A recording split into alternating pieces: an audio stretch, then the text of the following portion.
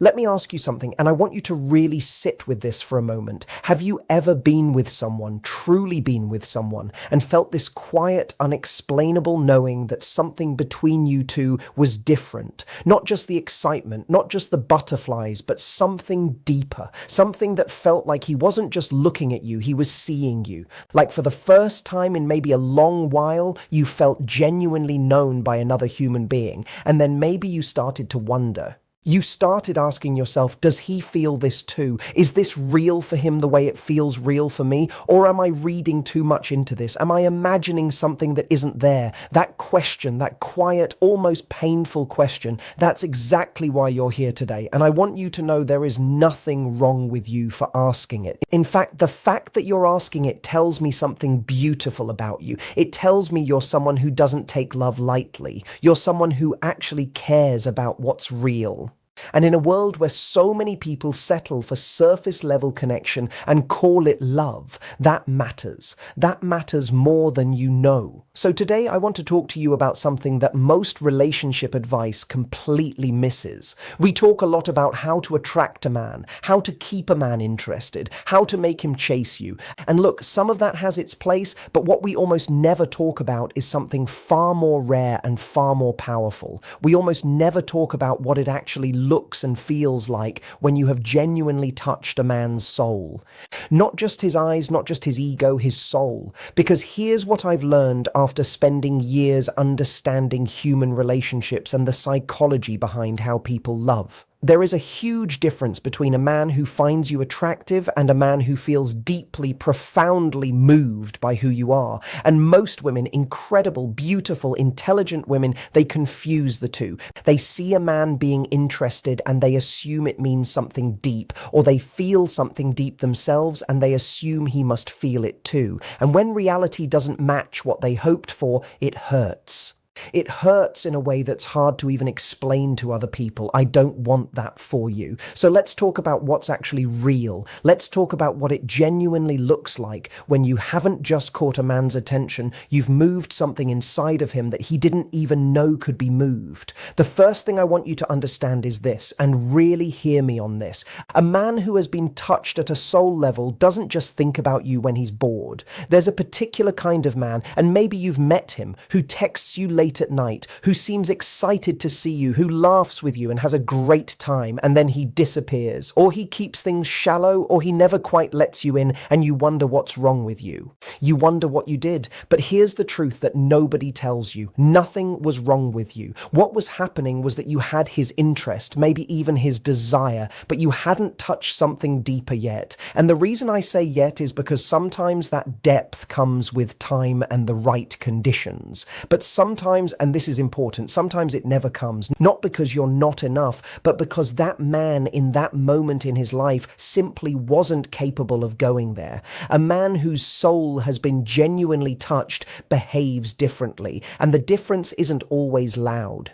It isn't always dramatic. In fact, sometimes it's in the quietest moments that you see it most clearly. Think about a man who remembers something small you said 3 weeks ago and brings it up because it stayed with him. Think about a man who looks at you across a room, not in a possessive way, not in a performative way, but in a way that feels almost private, like he's having a thought about you that he doesn't even have the words for yet. That's not attraction doing that. That's something else. That's a man who has been moved by you. And here's what's beautiful and also a little humbling about that. You often can't manufacture it. You can't engineer it. You can't follow a script that makes a man's soul respond to yours. What you can do, and this is where the real power lies, is become so genuinely, unapologetically yourself that the right man has no choice but to feel it. Because souls don't respond to performance, they respond to truth. And the moment you show up as your most honest, most present, most real self, that's when the deepest connections happen. Not when you said the perfect thing, not when you looked your best, but when you were simply completely you. Now, I want to talk about something a little more vulnerable because I think part of the reason so many women struggle with this, with knowing whether a man is truly moved by them or not, is because they've been hurt before, maybe more than once. Maybe you gave everything to someone who treated your depth like an inconvenience. Maybe you opened up to someone who couldn't hold what you were offering them, and instead of recognizing that as his limitation, somewhere along the way, you started to believe it was yours. You started to think, maybe I'm too much, maybe I feel things too deeply. Maybe I want something that doesn't actually exist. I need you to hear me very clearly on this. You are not too much. You have never been too much. What you experienced was the pain of offering something rare to someone who didn't yet have the capacity to receive it. That is one of the saddest things that happens in love. Not because you were wrong to offer it, but because depth offered to shallowness always feels like rejection, even when it has nothing to do with your worth. And that pain, that specific kind of pain, it teaches women to shrink. It teaches them to hide their depth, to play it cool, to pretend they don't care as much as they do. And I understand why protecting yourself is smart when you've been hurt. But here is what that protection costs you over time. It costs you the very connection you're longing for, because you cannot be truly seen if you're hiding. You cannot be deeply loved if you're performing. At some point, the armor has to come off. Not for everyone, not all at once, but gradually, carefully, with the right person. The armor has to come off. So how do you know when someone is actually worthy of that vulnerability? How do you know when what you're feeling is being genuinely met on the other side? One of the clearest signs is this: watch how a man handles your feelings. Not just the good ones, not just when you're happy and easy to be around. Watch what he does when you're struggling, when you're stressed or scared or sad. A man who has been touched by who you are doesn't disappear when things get emotionally real. He doesn't change the subject. He doesn't make you feel like your emotions are a problem to be managed. He stays. He might not have all the right words. He might feel a little helpless, but he stays. And that choice to stay, that quiet decision to not run from your fullness, that is one of the most honest signs that you've reached something in him. Because men, by nature, and this isn't a criticism, it's just an observation about how many men are raised and conditioned, many men are taught to handle emotions by minimizing them, by fixing them, by moving past them quickly. So when a man encounters a woman whose emotional world is real and present and doesn't apologize for existing, one of two things happens. Either he gets uncomfortable and he pulls away, or something shifts in him. Something opens and he finds himself wanting to rise to meet her. Not because she demanded it, but because something about her made him want to be the kind of man who could. That second thing, that opening, that is what it looks like when you've touched his soul. Now, let me talk about something that gets misunderstood constantly in relationships, and that's the idea of a man being vulnerable, because we have this image of vulnerability as something that looks a certain way. Tears, long heartfelt conversations, dramatic moments of confession. And sometimes it does look like that, but most of the time a man's vulnerability doesn't announce itself. It shows up quietly. It shows up in the middle of a completely ordinary Tuesday evening when he says something honest that surprises even him. It shows up when he tells you something about his past that he hasn't told many people, almost casually, like he forgot to be guarded around you. It shows up when he asks for your opinion on something that actually matters to him, because your judgment means something to him. That's vulnerability in the language many men actually speak. And if you've been waiting for the cinematic version of a man bearing his soul, you might be missing all the small, real ways he's already doing exactly that. Pay attention to the quiet moments. Pay attention to what he chooses to share when there's no pressure to share anything. Pay attention to the things he only says to you. That's where the truth lives. Here's something else I want you to think about, and this might be one of the more important things I say today, so I want you to really let it land. A man who has genuinely been moved by you will feel a kind of protectiveness that isn't about control. This is a crucial distinction. There are men who are possessive, who want to control what you do and who you see, and they dress it up as caring about you. That's not protection. That's insecurity wearing the costume of love. Don't confuse the two. The protectiveness I'm talking about is something entirely different. It's the kind where a man notices when you seem off before you even say anything, where he pays attention to your energy even in a room full of people, where he feels genuinely bothered when someone is unkind to you, not because of his ego, but because you matter to him. There's something that happens to a man when a woman has touched something real in him. He naturally starts to care about her well-being in a way that isn't performative. It doesn't come from obligation. It comes from the fact that your peace has somehow become connected to his own. And that kind of caring, the kind you didn't have to ask for, that wasn't negotiated or demanded, that's one of the clearest signs that what exists between you goes past the surface. Let me pause here for a second and talk about you. Because I think sometimes in these conversations about love and relationships, the woman listening forgets that she's the most important person in this equation, not him, you. And I want to ask you something honestly. Do you know your own worth? Not in a theoretical way, not the way you'd answer the question on a good day when you're feeling confident, but in those quiet, honest moments.